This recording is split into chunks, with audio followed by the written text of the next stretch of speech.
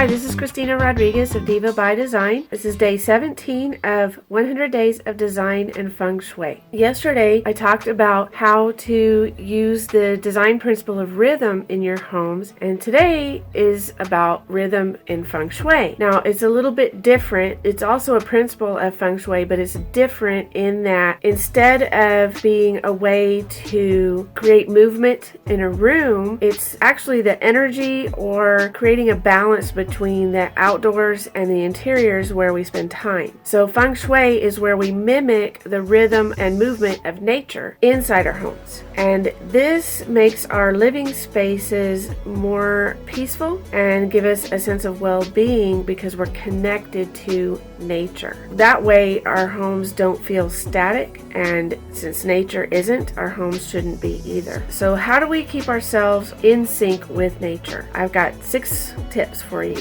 The first one is to let natural light in during the day. I live here in South Texas, and I find that a lot of people use shutters on their windows and they keep them closed all day to keep the heat out. The other alternative that I've seen is aluminum foil on the windows, which is even worse. But instead of doing that, there's other ways to keep the heat out, but you need to let natural light in during the day, at least for a little while, because that sunlight will clear the energy of the room and it lifts your mood. The second tip that I have for connecting to the outdoors, and this one, it might be hard for most of us since we're all addicted to our electronic devices and we take them to bed with us. We use them as alarm clocks. I use my phone as my alarm clock. But in Feng Shui, it is really bad to have any kind of electronic device in the bedroom at night while you're trying to sleep, because the energy that those devices give off interrupts your sleep patterns. If you have to use your phone as an alarm clock, make sure that you place it at least 3 feet away from your head at night. Even better, put it across the room so that when the alarm goes off, you have to get up instead of hitting that snooze button like we like to do. Number 3 is when you're decorating your home, when you're choosing materials to use in your home, choose natural materials as much as possible. Wood, stone, cotton, linen, metal. Avoid any synthetic materials